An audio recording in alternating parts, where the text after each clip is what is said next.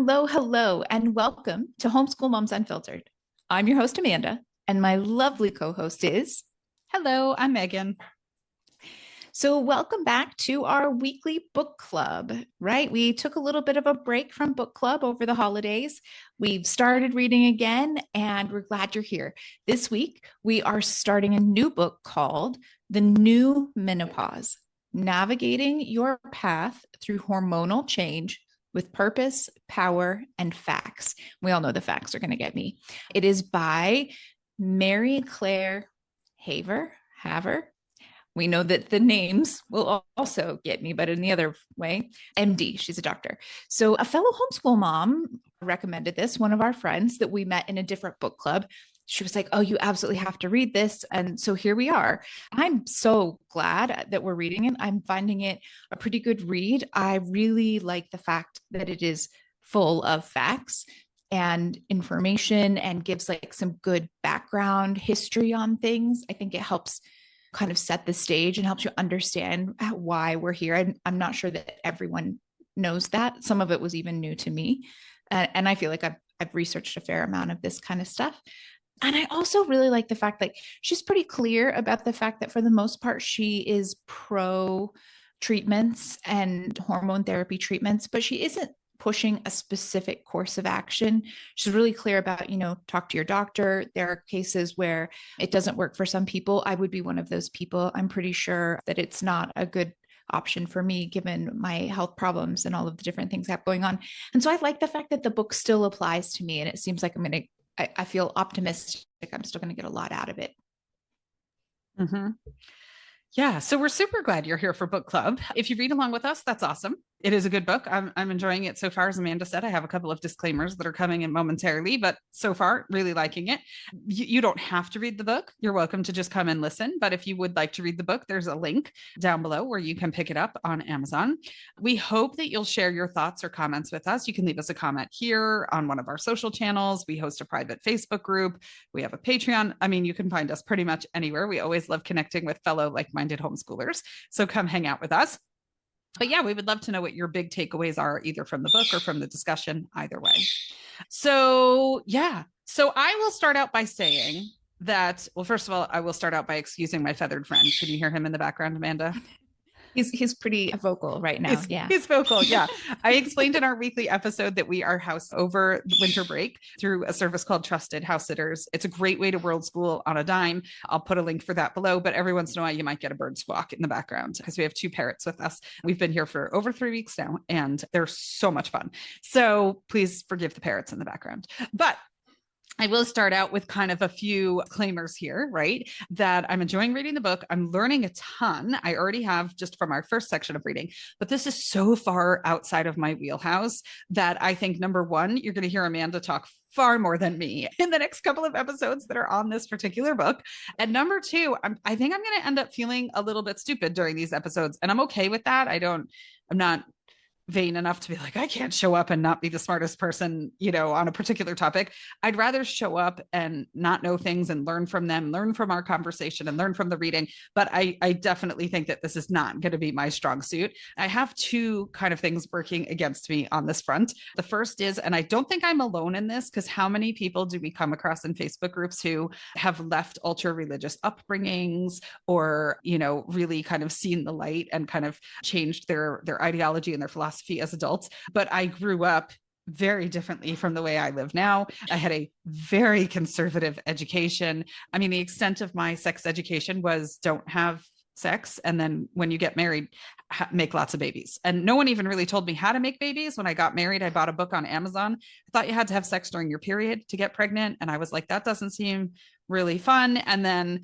found out it was totally not the case. And I mean, like my mind was completely blown by reading that book. But I mean, I was in my mid 20s and figuring out how you get pregnant, like zero knowledge. So to say I'm behind on the learning curve is an understatement. And I'm probably not alone in that. I think there's plenty of other people that grew up that way. It's probably fair to say you probably grew up like you probably didn't have oodles of information coming at you. Did you, Amanda? No, I did not have a ton of information. I definitely learned significantly more when we were dealing with infertility. And so from that regard, I have a lot more information, but hopefully the vast majority of people who are listening to us have not been down that road and didn't have to learn quite so much about their bodies just to have a baby. Yeah. And I mean, I've always joked that like my husband could sneeze across a crowded room and I could get pregnant. So I didn't have to learn those things. It just was like, oh, look, I'm an hour later, I'm pregnant. Right. So, which I understand how fortunate I am to be in that position. I'm an only child because my mom was not in that position. So I totally get how lucky I am that that was a smooth path for me. But yeah, I didn't have that learning avenue either. And then on top of it, kind of my second variable that puts me in a disadvantage is that I have pretty extreme medical PTSD. My husband almost died of cancer. He fought cancer for 2 years, and it was a really horrendous situation. I don't think cancer is ever a pleasant situation, but it was one of these situations where, like, every time we would go to the doctor, they would say it could be, where they'd run a test, right? And they'd say, well, it could be A or B. We're really hoping for A, but it could be B. And they would kind of prepare us for B, like just in case it came back that way. And then more than one time, multiple times, the test came back with like mystery option F, which was 10 times worse than anything we'd been prepared for. And oh my gosh, what are we going to do? And we're going to have to call in a specialist from another country and like all this stuff, right? And this kept happening. And so it made me really just kind of, I mean, I'm petrified of all things medical at this point, and pretty much always convinced that I'm dying, someone's dying. I do not go on WebMD. I avoid doctors at all costs, which I know is unhealthy. Please don't send messages. I get it. You're just going to stress me out more, so don't send messages. So I have to say, I found this book pretty overwhelming to read. It's a good book. I'm glad I'm reading it, but it's a lot for me from my starting point to take in. So at the risk of sounding completely ignorant, let's dive in. This week, we're talking about the letter to the reader and chapters 1 to 5. And I highlighted the same starting quote that you did, Amanda. You want to kick us off? Yeah. So it's just in that very first letter to the reader. And it says, quote, "Yet it wasn't until I began to be active on social media that I discovered that throngs of women have been yelling loudly for years, but no one had been listening, and they were desperate for help. These were women in perimenopause or menopause, and they felt isolated and distressed by a collection of disruptive symptoms." And for me, I know you said you highlighted the same quote. I'm just like, true story, right? Like I've I have a really complicated medical history. I have a lot of health problems and not a lot of great answers. I've got a lot of specialists and all this jazz. And I have a great primary care physician. I spent a lot of time finding one who could handle all of the specialists and all of the referrals and make sure that the medications aren't interacting with these and that we're doing the right things and all of that. And I feel really confident in what she does for my very complicated medical path. That said, when I went to her and said, "I'm in perimenopause, is there anything that I should be doing? Is there anything I can be doing that will help with this? Like I'm having some of these things and this is going on." And she was like, "No, you're not." Like, just absolutely no, like she's young. She was pregnant with her second baby. Like, she's not there yet. She didn't learn enough about it and was just completely unhelpful. Not in a, malicious way in any way, shape, or form. Just, you don't know what you don't know. And that's sad that our doctors don't know. Right. Yeah. And our author says that time and time again throughout the book, where she'll talk about a situation like that and she'll go, "That was me, right? That used to be me. I used to do that." She admits it over and over in the book. And so later on that same page, she says, "Once I went through menopause myself, I got it." And I thought that to me just speaks at this broader situation in our culture or in our society, not just with menopause or a medical thing or anything, but I think so often in humanity, we just don't fully take the time to understand someone else's position or empathize enough with their experience until it happens to us, which is so sad, right? Somebody will have something and then when it happens to you, you're like, "Oh man," and you realize like what a crap friend you were, or how terrible your reaction was to somebody else's, news or update or difficulty or whatever, right? And it's like, why do we continue to do this over and over again, that we struggle so much to really try and understand other people's positions? And then when it happens to us, we're like, "Oh, well, now because I've experienced it, I will now validate what you've been saying," right? Or the way you felt about something. And I'm like, "Oh, that's just not okay. We need to work on that as a whole." Yeah, that's true. All right. So that brings us to chapter 1. It's called It's Not All in Your Head. Thank you very much. It's not. I think your quote might be first.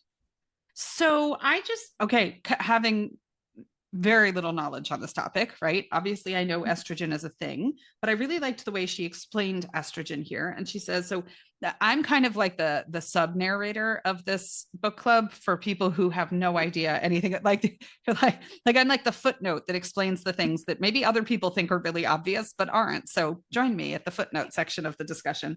So it says, estrogen isn't just a pretty hormone. It's key to reproductive capabilities. It's responsible for so much more. There are estrogen receptors throughout almost every organ system in your body. And as your levels drop, these cells begin to lose their ability to assist in maintaining your health in other areas, including your heart, cognitive function, bone integrity, and blood sugar balance. And I did not know any of those things. So I really enjoyed learning that and highlighted it. Yeah. I mean, I'm not sure many people do know everything that estrogen does. I mean, the way doctors handle it, I would guess a lot of them don't know. Yeah, that. exactly. But we can get to the reasons why in a couple more chapters. So the thing that I highlighted on this page, there's a quote. She says, here's why your symptoms, of which dozens, including the well-known hot flashes and the not so well-known frozen shoulder, are the direct result of declining estrogen. My patients, colleagues, and I have been taken aback by the emerging research that's starting to explore the relationship between the menopausal drop and estrogen and issues like chronic cough, tinnitus, and benign positional vertigo, just to name a few. And for me, that was the first thing in this book that I was like, seriously?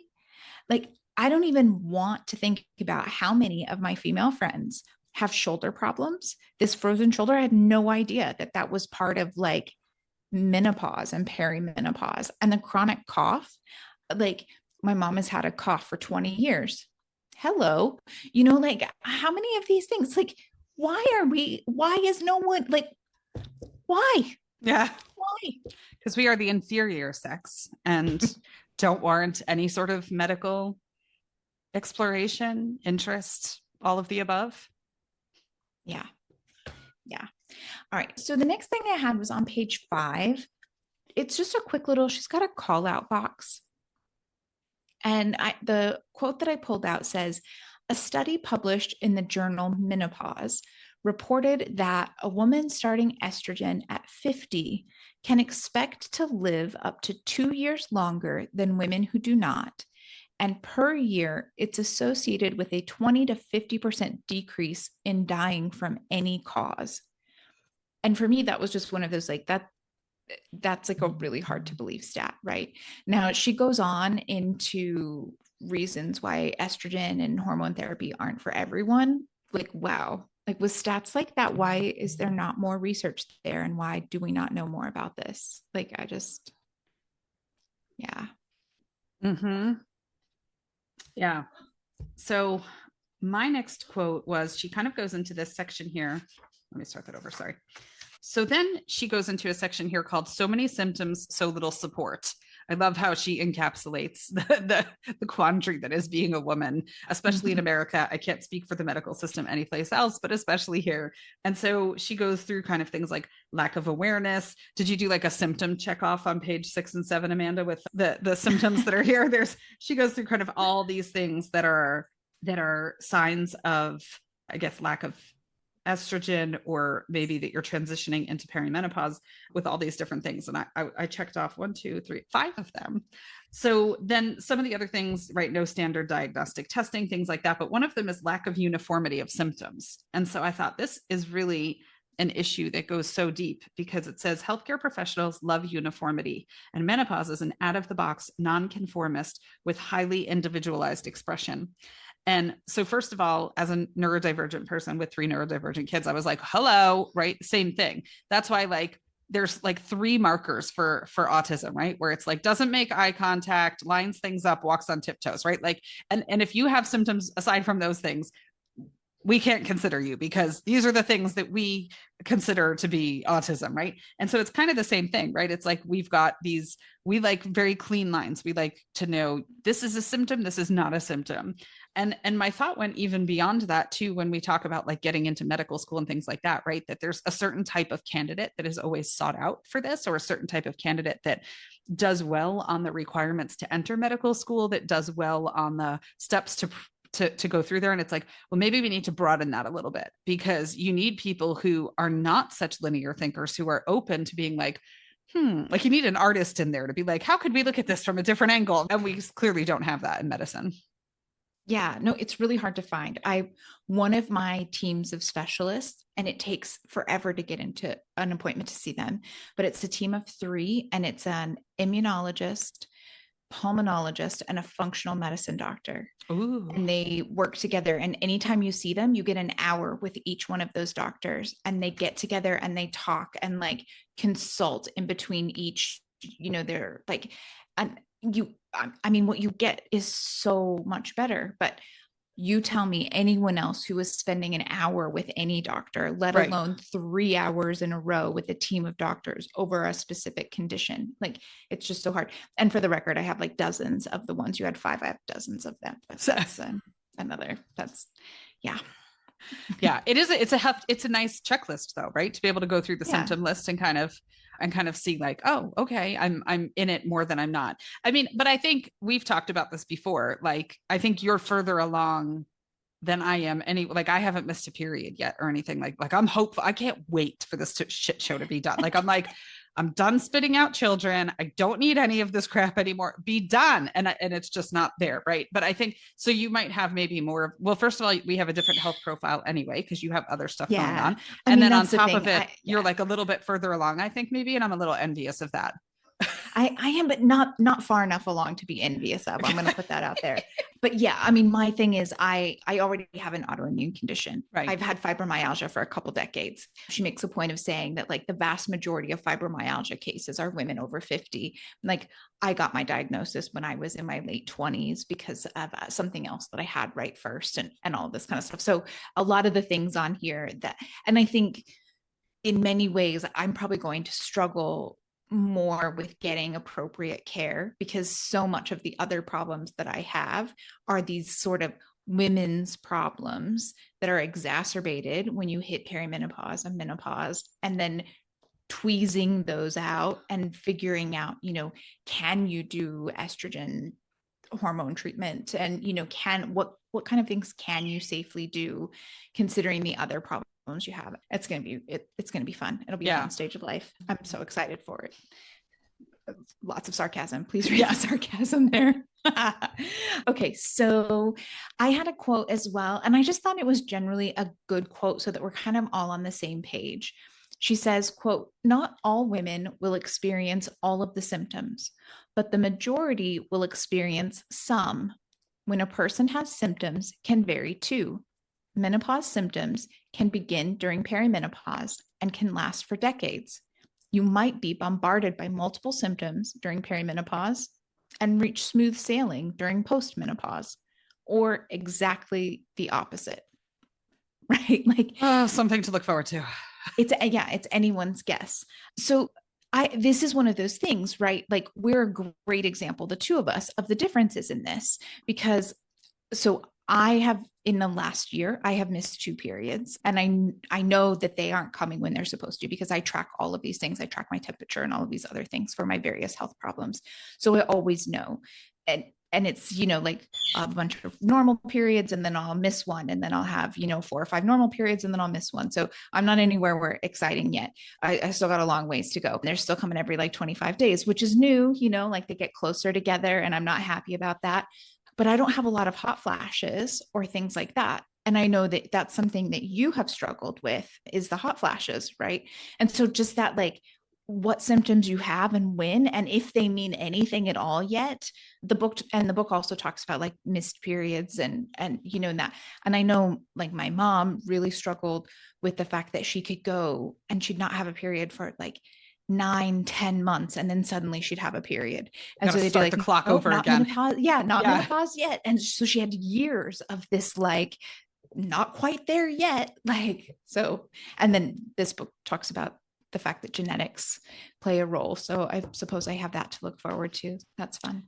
And see, I thought that because like, and that was one of my big concerns, right? Like when I got married, I knew the struggle that my mom had and how heartbreaking it was for her. And I mean, out of, I think 12 years of trying, I'm an only child, right? So I was like, oh gosh, we'd better start early because you just never know. And my mom was said and done with menopause by the time she was like 37, like everything had shut down and like all that stuff. And here I am, I'm 43 and I'm still going strong. Now, mind you, I'm very grateful that I have 3 healthy kids and that I didn't struggle to get. So there's a plus side to that, obviously, too. But now I would like the menopause early side. Now that I'm done having kids, I'd be like, okay, now I'll take the other side of that pendulum swing, please. But yeah. Okay. So for the next few pages, you have a few more notes, but she talks about some things that are worth, if you're at all interested in this kind of stuff and picking up the book and reading it. She talks about the gender pain bias and how, I mean, it's proven, right? There are studies there. It's proven, it's not made up, but that doesn't stop women from being considered whiny. She talks about the racial bias that's involved in medicine, especially with women, which hopefully everyone who's listening to this, like we all know that this is a serious issue and something that's a real problem, especially here in the United States. Those are the only studies that I'm really up on. She also talks about the hugely inadequate training in medical school, even for OBGYNs. And I have heard many OBGYNs talk about that here lately, right? That thing of like, there's just so little training and that consistent theme of like, I didn't really learn all about it until I was experiencing it and realized that I had no idea what I was experiencing. And it was time to like educate myself because I should know. And then I felt really embarrassed that I didn't know because this is literally my job. Like, right, these parts are supposed to be what I know everything about, and I don't know anything about them. Exactly. Yeah. I made a note in the margins where she talked about women being called whiny, and they talked about a hospital code using the term WW for a whiny woman. Like you have a WW in 4, right? So basically just like handing a case off to somebody else and being like, it's nothing. They're just hysterical or they're, weak or whatever the case might be. And I actually have a friend whose spouse worked in medicine who introduced me to the code LHF. Now, I lived in South Florida most of my adult life. I am married to a person who was born in South America. It's a dominantly Hispanic community. And that's the community that my kids have been raised in. So that's just the world that we've lived in. And I love it. It feels like home. But I was introduced to the code LHF, which is Latin hysterical female. And that was a code that her significant other was using at work with his coworkers, right? To describe women who came in. It was just kind of automatically assumed that it wasn't a legitimate complaint. They were a Latin hysterical female. So I was like, oh yeah, like I firsthand have heard that come out of somebody's mouth who does this for a living. So good times, right? Oh, yeah. Yeah. So, okay. On the next page, this is where she got me because I love history, right? I'm like, I may have zero scientific background from my education, but I can talk history all day long. I took like 7 years of history in high school because they had to fill all the stuff that we didn't get in science with something else, right? So I loved this part. It spoke to me. So it said on the bottom of page 9, in Greek mythology, women who we now know were probably experiencing menopausal symptoms were described as having uterine melancholy, which I thought was fantastic. Later, the Greek physician Hippocrates coined the term hysteria to refer to a vague disease also originating in the uterus, which he believed would wander around the body and cause symptoms such as tremors and anxiety through the release of toxic fumes. Then it continues down below and says the inherited belief that a woman's medical issues are solely emotional or psychological in nature has especially strong staying power and contributes to what is today referred to as the gender pain gap. So that's what you were referring to there. But I can't, like, I just thought it was fascinating to go back. I mean, they talk about people, after when a woman has gone through menopause, like bleeding them with leeches to release the toxins that would have previously been released through their period and all this stuff. And I was like, oh my goodness, right? So it makes you wonder, like we're saying now, doctors don't know a whole lot of much about women's bodies, right? And all of this stuff. Like, we're going to be in a book in like 500 years where they're going to be like, can you believe that in 2025, doctors told women that they weren't in perimenopause, blah, blah, blah. So I thought that was interesting. So I liked that. And then on page 13, there was a section here where she says, and you kind of referred to this a moment ago, right? Where you were saying like, this is the part of the body I'm supposed to know the thing the most about. She says, I'm an OB/GYN. My specialty is treating patients with ovaries, the two small oval shaped glands that produce estrogen, progesterone, and testosterone, the hormones essential to a menstrual cycle, fertility, and pregnancy. And it wasn't part of my required education to be more knowledgeable on the inevitable diminishing nature of this hormone production, or to understand its link to cardiovascular diseases, neurodegenerative diseases, certain types of cancer, and lowered quality of life. And I think that can be said across multiple specialties in the medical field. Like the first thing that came to mind for me was like gastroenterologists don't need to learn nutrition. Like, I mean, they take like one semester of like basic nutrition, right? When you're dealing with digestion, how do you not need to know about the things people are eating and the way that they react in the body and things like that, right? And it seems like there's a lot missing from the education that's out there right now. And then she talks about it later in the book, and we'll get to that, but she talks about like, so then you can be empowered and like bring things to the doctor and, you know, all this kind of stuff. And I'm like, oh, because they love that, right? They just really they do. They really love that. Love that, right? I was like, sure. I mean, what it took for me to have to get my kid tested for celiac was like, I mean, they thought I was like whiny woman, right? And it was like, I'm like, could we please? I have amazing insurance. They'll pay for it. Could we please run the test, right? Like what it took. It's just ridiculous because we come in and they just think that we're nuts. Yeah. Yeah, no, it's so true. So we both have the same note just on page 14 in the book. She recommends the Menopause Society as a quality resource. So if you are listening to us and you're like, I really don't want to, this is not my cup of tea, but I am interested and I want to know more, the Menopause Society, they've got a website, go check them out.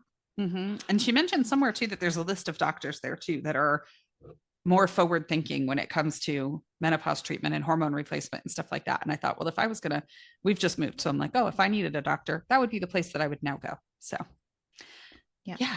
All right. So then we get into chapter 2, the complicated past and confusing nature of menopause treatment. And we've both got the same highlight here on 18, which was early Greek and Roman physicians thought the loss of blood via menstruation each month was a sort of purging of toxins and poisons from the body, and that when menstruation ended in menopause, a failure to release these toxins would drive a woman mad. Mm-hmm. Lots of things make me get to that point, but not that. So yeah. I mean, it's just that thing. I mean, I guess at least we aren't still putting all menopausal and perimenopausal women in asylums, but still the number of perimenopausal and menopausal women offered antidepressants instead of being taken seriously or even misdiagnosed with bipolar, when really it's an estrogen issue is, I mean, it's just mind boggling, right? We're 51% of the population, and assuming that we all live to be 40s or 50s, like we all go through this. And yet it's not a focus. It's better. Yeah. You know, I mean, yeah, like it's that thing like, oh, menopausal. I mean, she's kind of, you know, like, yeah, like, seriously, that's what we've got. She's kind of, yeah. Like, I don't think so. Yeah. Yeah. So before we get into the next half of what we read for today, we just want to make sure, did you know that we have a Patreon? So we would love for you to join our Patreon. Your monthly membership helps support us and this podcast, but also we are working to build a virtual community of progressive, like-minded secular homeschoolers. So with Patreon, you'll have access to our monthly themed unit studies, one each month. Well vetted, great links, easy to use, own voices. Like we're talking progressive unit studies, which you can't always be guaranteed with in other places and other sources. And then one of the levels gives 2 live virtual events every single month. It doesn't matter if we are on totally different time zones. It doesn't matter if one of us has to wake up at 3:30 in the morning to host this event for people who are in the United States. Like we make sure that these happen. Okay. So we've got a monthly happy hour coming up. It's all about community building and making friends. And then we also have a regular Q&A event where we discuss all the things, we brainstorm, we commiserate, or whatever else you might need from both me and Meagan. So you can find details on our Instagram page as well as on our spiffy new Homeschool Moms Unfiltered website. And if we're really on top of it, we might be able to drop it in the notes or on social media or something like that. But we would love for you to come join us live. We'd love to meet you live and almost in person online soon. All right. So chapter 3 is called A Seismic Shift Occurs. Let's see. So on page 27, the subtitle is The Results Heard Around the World. Yeah. And she does a bit of a deep dive into the study in the late 90s and early 2000s called the Women's Health Initiative Hormone Therapy Trials. Now, really, you should probably read all of this if you're interested or at all worried about the results of this trial. She does a really good job of breaking it down. This was reported as like hormone therapy causes significant increased risk of cancer.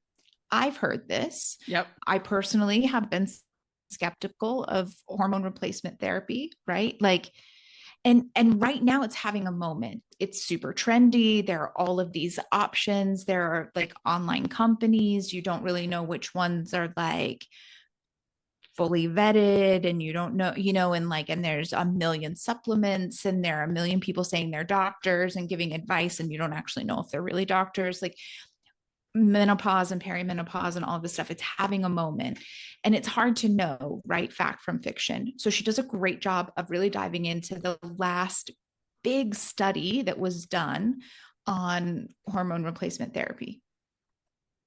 So in a nutshell, it's definitely not as simple as hormone replacement therapy causes cancer. Yeah, I would definitely recommend reading all this. And I think too, it just kind of goes to, it's a statement about our society again. I mean, how many times, right, did we hear like aspartame kills rats, right? And it's going to, brain tumors and this, that, and the other thing, right? But then when you actually look at the study, and I'm not saying you should consume mountains of aspartame, but like when you look at the study, they put more aspartame than a human could consume in a lifetime into a rat that's like 1,000th the size of a human being, right? Like, so it's like, but these headlines tend to gain traction. And sometimes the actual study or the actual findings are not written in a way that the average person can read and understand them. So here she's done a really great job of breaking it down. And it definitely eased my fears about hormone replacement therapy. Reading this, I was like, okay, I trust this random woman from the book on Amazon, but I trust her enough because she broke it down really simply. And I feel like it's okay. It's safer than I thought it was. So yeah, I would highly recommend reading that section if you're going to pick up the book. Yeah, no, exactly. So like in a nutshell, she's talking about the risk statistically speaking. Okay, so from this study and other studies, we know that estrogen alone isn't great for anyone with a uterus, as it really does significantly increase your risk of certain types of cancer. So that is worth keeping in mind.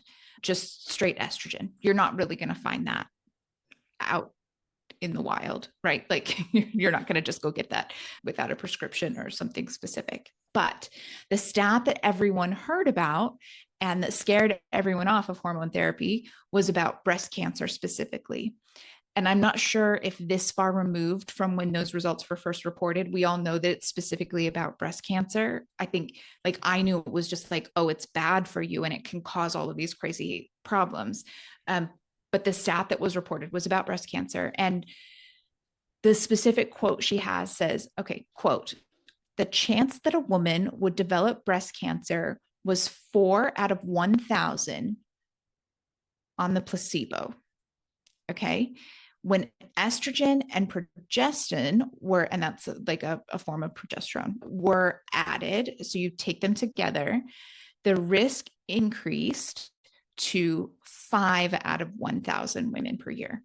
So when this is calculated as a relative risk, it's presented as a 25% increase. And that's what the news did, right? And that's what everyone freaked out about. But when the data is instead calculated as absolute risk, the increase is 0.08%.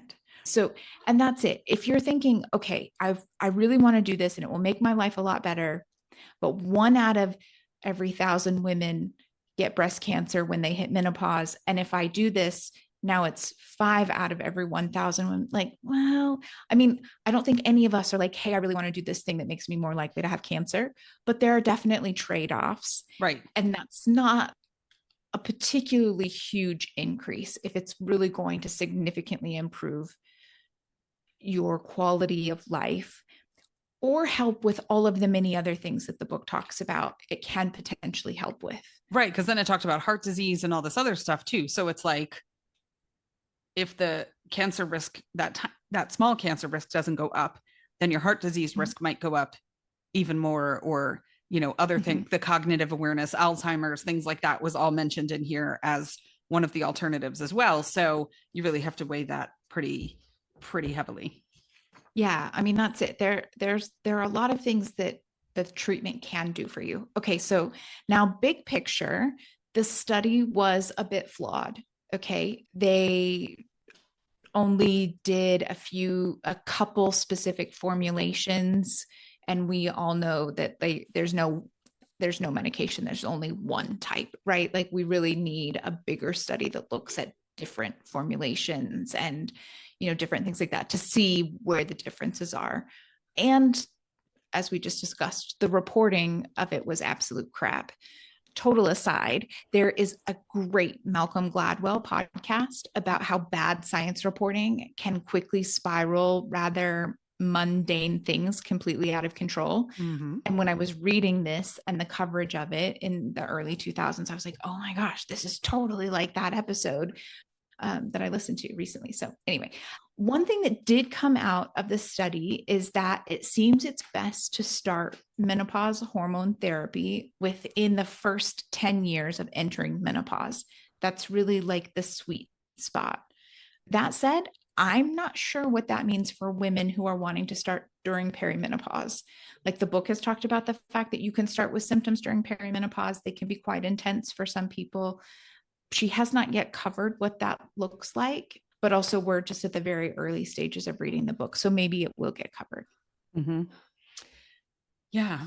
Yeah. It made me feel better about the whole thing. Cause I know I had been prescribed testosterone cream years ago and I was like, scary, all hormone replacement, like even not even estrogen, just any hormone replacement. I was like, scary, causes cancer. Don't want it. You know, like all of it. I mean, I'm afraid of the microwave. It's not a far leap to think that I was going to believe this news report. I mean, we talked about like, until you've had the experience, it's hard, right? Like the hospital that my husband went to when he was sick is this huge cancer center in Miami, and there's no parking lot there because it's a downtown area. It's all valet. And I stood at that valet line waiting for my car to come back at how many appointments? Like at one point he was in the ICU for like 26 days. So I'd go down there twice a day, every day. So it's a lot of time spent standing in the valet line.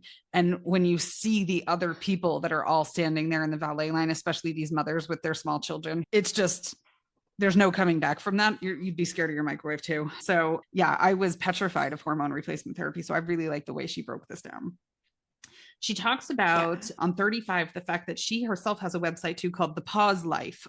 Pause meaning like a pause button, PAUSE, menopause, pause life, where there's links to medical journals and things like that. This is the part where she says where you can print them and share them with your doctor. And I'm like, ooh, because they love that. They just absolutely love it when you bring them things from the internet. I've never met a doctor who isn't like, tell me more about what you Googled. So that's there, but it's a good resource for us, right? And I mean, really, I put in my notes for that, like, if you have a doctor who gets pissy about that, then it's not the right doctor. But it's a needle in a haystack to try and find somebody who's going to love the fact that you've brought them internet research. So it's difficult, you know.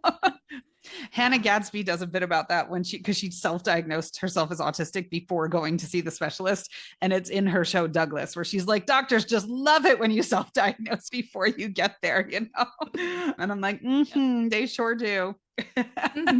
Favorite part of the day. Exactly. Right. So, all right. Chapter 4, together we are changing the change. Okay, I like it. Yeah. So it starts off with a real WTF moment for me. Amanda, you wrote down the statistic. Do you want to share it? Yeah. So the quote is in 2021, the National Institute of Health reported that approximately $5 billion in federal funds in the United States was allocated for research in the areas of women's health. It's a good Of start, right? this You read amount, that and you think, oh, how promising, right? oh, like, okay, yeah, Yeah. $5 billion. I mean, that's not going to go super far, but like, I mean, we're talking billions. Okay, great. Of this amount, research on menopause received a mere $15 million, which equals 0.003% of all federal funds for women's health research. So, yeah, 51% of the population, we're all going to go through it. And if you round the amount, it's 0%. Cool. Cool. Exactly. Yeah. I was like, I think I shouldn't be surprised, but I still am somehow annoyed, surprised, combination of emotions. I don't know, but I shouldn't be surprised.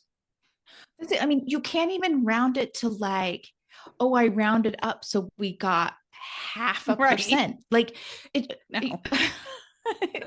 it's literally you round it to zero. Yeah, Like we're exactly. homeschoolers, we know how to round, and that's rounded to zero. Exactly. Yeah. So the next section where we both made notes, you made a lot deeper notes than I did, was about workplace support. And she talks about how little is known in the workplace. And my sole note here is menopause doesn't stand a chance against late stage capitalism. I have no hope. But you made some deeper notes than that. What did you put? Yeah, so she's just talking about a career and leadership coach who wrote a piece for Forbes magazine, and they're talking about, like what changes need to happen to better support women in the workforce.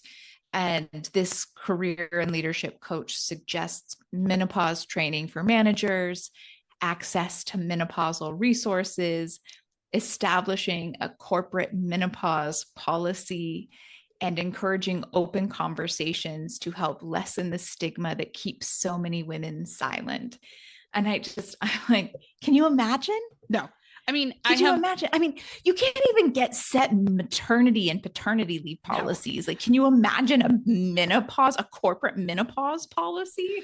I mean, I have a really good friend who cried in front of her boss one day, which she was devastated about because, she's like, here I am. I've worked so hard. I've got a master's degree and like all this stuff. And then I freaking cried in front of my boss, like, and her boss was literally just like, if there was a sinkhole that could have swallowed him, he would have been so much happier because he was like, there's a woman crying in my office and I don't have a freaking clue what to do. And I'm just envisioning him sitting there listening to a discussion about menopause and him being like, la, la, la, la, I can't hear you. Right. Like it's just not happening. It's not. But also, could you imagine how much better life in the United States across the board would be? Because it wouldn't benefit just the women in corporations, like just the employees of corporations, Right. right? It would be all of those male managers who are actually, oh, I don't know, married to women who are at Yes. home with their children and whatever else. Like we might see the gray divorce statistic drop if men were actually required to learn about menopause. Right. Well, and instead, at least in the US, we're going in the opposite direction where we're not going to teach anybody anything about their bodies, even in the public school system. Like my experience, I didn't go to public school. So the fact that I came out of school having pretty much no science education and absolutely no sex education could happen because it was a private school and it wasn't regulated in the same way. But now in the United States, we're moving towards not allowing any of those conversations to happen, even in the public school system. So we're going to have an even less educated population about their own bodies, their partner's bodies, all of the above. It's going to be great. Yeah, no problem. Yeah, No exactly. problem. It'll be great. Awesome. Yeah. The last thing in this chapter that kind of made me laugh in a sad way was that she pointed out they were looking at employee surveys and like kind of consistently more than 20% of women have seriously considered quitting their jobs because of menopause symptoms, like that brain fog and those kinds of things, like just it making it really hard for them to continue working. Mm-hmm. And even with all of that, what employees say they want is flexibility that includes work from home options, temperature controls so that they can actually control the temperature when they're having those hot flashes, right? And compassion and kindness. There's no room for Like, any of those things in late stage capitalism. I'm sorry. like my brain fog is so bad that I think I might need to quit my job, but really I'd just like you to let me control the temperature at my desk. Yep. Like, oh, like what I just, but okay. Yeah. It is what it is. Here we are. All right. So we're almost done. We're on our last chapter. It's actually, we've moved into part 2 of the book. It's called Getting to Know Menopause, or Everything Your Doctor Forgot to Mention About Menopause. Or doesn't know about menopause. Yeah, right. That's probably far more accurate. And so chapter 5 is titled The 3 End Stages of Reproductive Change: Perimenopause, Menopause, and Postmenopause. I liked this chapter. I didn't know any of this. Yeah, so I knew most of it, but I really thought, like, man, this should have been just at the very beginning as like a dictionary, help get everyone, because I do think that most women don't know all of these, especially not until they get into it. And she even says that for me, because I have so many health problems and I know my body so well and I track it so much, it is hard for me to imagine. But she makes a point that a lot of women don't even know they were in perimenopause until it's done. And like that just blows my mind. I don't know how you could go through all of those changes and all of those things and not, I mean, I suppose it's just because you weren't taught that there's a name. You're just taught that that's being a woman and part of getting older. But like, it is a thing. So let's just go through. I mean, you also have people who poop out a 9-month full-term baby on the toilet and didn't know they were pregnant. Like, you know, I mean, so it happens apparently, right? I mean, I just remember like the way I felt when I was pregnant. I mean, I was literally like in the fetal position around a trash can, and I'm like, you didn't know you were pregnant, huh? Okay. You know, like a breeze blew across my boobs and I'd be like, ow, you know, and I'm like, you didn't know. Okay. Well, I always thought like I would have liked one of those pregnancies, right? It had to have been very different from mine. Like it had to have been light years away from. But okay, so I'm just going to run through the different kind of definitions that she gave for these phases, because I think they're really helpful. They're good. So you have perimenopause, an extended transitional stage that happens before menopause. It is marked by irregular periods, longer or shorter in duration. I think that's important. A lot of times when you go online and try to research whether or not your period's getting closer together or shorter, it has anything to do, like, what does it mean? Is it perimenopause? Is it menopause? There's very little stuff easy to find online about that. So Meagan is not allowed to go Google these kinds of things. I absolutely did in the early stages of like, I used to be a clockwork 30 days, every 30 days. And now I'm like 25, 26. What is going on? I couldn't find information. One of my big moms groups, I have one of those birth month groups from when I was pregnant. It was there that they were like, oh no, totally normal, like super common first stage of perimenopause. Nothing to worry about. Just know that it's normal. And this is like, it's the start of all the things. And so I went to my doctor. My doctor was like, oh no, you might have fibroids. We should do some tests. You know, like, it's like, I was so relieved to see that in the list of like, this is what this is. And women should know that this is a thing. It's a thing. It's common. It's normal. Okay. Entrance into perimenopause may begin in the 40s or even in the mid 30s. And average duration appears to be 4 years with a range of 2 to 10 years. That was a little depressing for me. Yeah. This could go on for 10 years. And we were talking about the difference between us. It is worth noting that I'm a year older than Meagan, actually a little bit more than a year, I think. So, you know, like I'm probably about a year ahead as far as like these things go. And all in, it's probably been about 3 years since my periods started getting shorter, closer together. So I've definitely exceeded the minimum 2-year. I don't think there's any way I'm going to be at the 4-year mark because I just had a normal period. I'm like, I'd be pretty shocked if all of a sudden it just went MIA indefinitely. So yeah, I'll probably be closer to that 10 years. Clocking mark. it in a decade. Why not? Why not? Okay, so menopause. Menopause is when you reach a single point in time. So you reach menopause when it has been 12 months since your last period. It is a specific date on the calendar rather than specific signs or symptoms. The average age is 51, with normal menopause falling between 45 and 55. Early menopause happens before age 45, and premature menopause before age 40. So, menopause, we talk about menopause like it's this long thing, but technically, medically speaking, menopause is the single date on the calendar when you have officially not had a period for 12 months.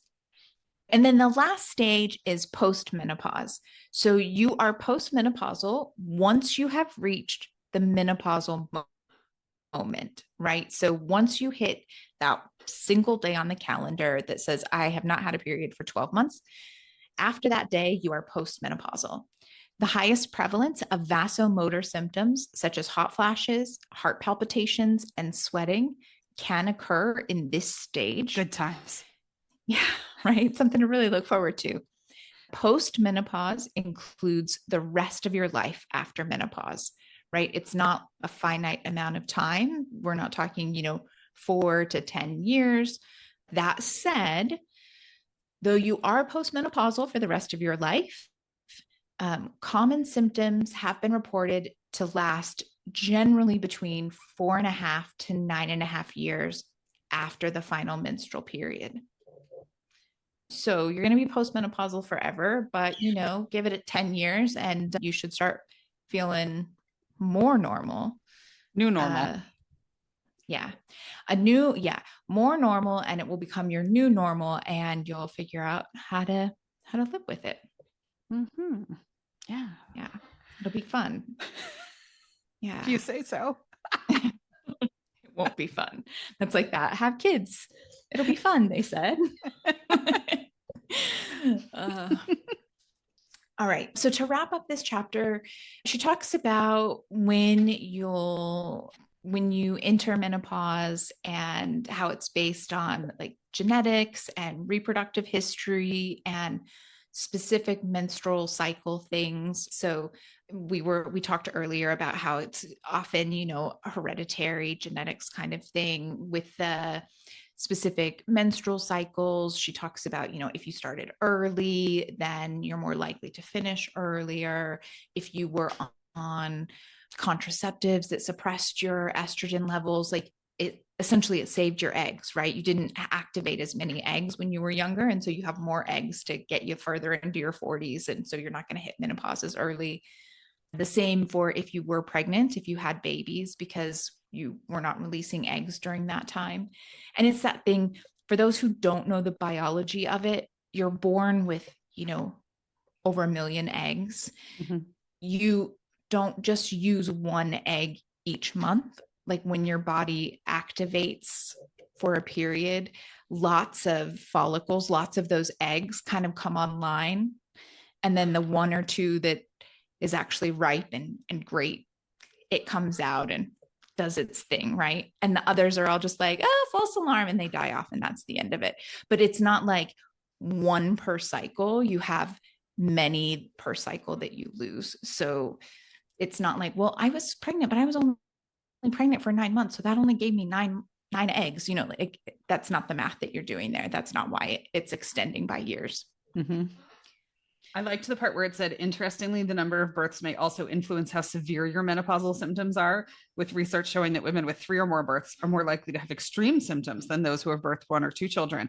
And I was thinking, like, the retribution for Michelle Duggar during menopause is going to be like, I was like, it's going to be a real situation for all the fundies who had like 20 kids apiece. It's going to be woof. Mm-hmm. Okay, then. Yeah. Yeah. Although I have to admit, I read that and I thought, sucks to be Meagan. I've had 1. I'm fine. I'm at the 3 or more. I'm not at Michelle Duggar levels though. No. So. Yep. So I'm in the middle ground. Yeah. Okay. So she kind of ends this chapter with talking about different types of hysterectomies and medically induced menopause and things like that, right? So she has this conversation about hysterectomies and the removal of one ovary or the removal of both ovaries. And for me, this is kind of a personal issue. And I'm not sure that anyone who is on here listening and that follows us is going to be in this situation where they're completely uneducated about this. But if you don't know, please be careful with this. So I grew up in a rural area. It was so common. It still is pretty common for rather uneducated doctors who just don't know about women's health the way they should to recommend really bad options around this. The number of women I know who were told, like, just get a hysterectomy. And then it becomes this thing like, well, while you're in there, we can just take it all out. Do you want us to do that? Like, we'll just take it all out. And then you won't have any, there'll be no chance of any other problems. Like, this is not ideal, right? Like, this is not an optional thing that you just do because it might be easier. Specifically, I want to make sure I read the stats so that you understand what I'm talking about. So surgically induced menopause is when you have the ovaries removed. And oftentimes, right, you're having a full hysterectomy where they're taking the uterus and both of the ovaries. She says it's a big deal. Quote, it brings about sudden and dramatic changes in your hormones that can have severe consequences if untreated, including introducing a 28% increase in overall mortality, a 33% increase in rates of heart disease, a 62% increase in risk of stroke, a 60% increase in risk of cognitive impairment, a 54% increase in mood disorder risk, and a 50% increase in risk of osteoporosis and bone fracture. So, like, just be very, very sure that this is the only viable course of action. And as the author says, quote, have a plan to proactively and aggressively treat your menopause. Like, I have a cousin who had this procedure done at a young age, and like it's just I have too many family members who this is being offered to by people who are not aggressively and proactively treating with like the best modern medical medicine treatments and research and all of that stuff. Like, just this is one of those things, like, make sure you really educate yourself. There are absolutely situations where this is the right call and this is the thing that you need to do. And you just work with a great doctor and make sure that you're putting all of the things in place to mitigate as much as you can. Don't do this because you're fed up with your body. Like, you won't have a body. You won't be here for your family. Like, the rates of all the bad things. Yeah. All right. Well, that wraps up week 1. Yeah, I'm excited we're reading this. It's very foreign territory for me, but I'm learning new things. And that's good because I'm 43 and I should know more of these things. And it's kind of a less intimidating way to learn them by doing it through book club and like chatting about it with you and all that kind of stuff that, like, if this were just sitting on my nightstand, I would be scared to read it forever and I would never read it. And so that's how that would go. So yeah, we hope that you're enjoying. It's definitely a book that's worth picking up and reading, whether you are someone who is going to go through menopause, whether you are partnered with somebody who, it's a good book. Everybody should read it. Pass it to your spouse as well. So in any event, that will wrap us up for this week. Listen, we are recording this on January 9th, 2025. There is some insane shit going down with social media right now.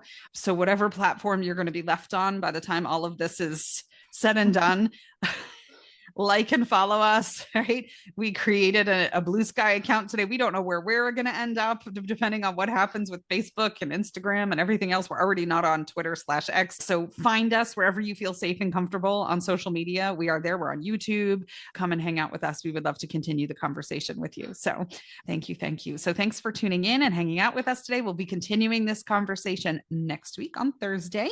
And in the meantime, happy homeschooling. Yeah. Have a great one.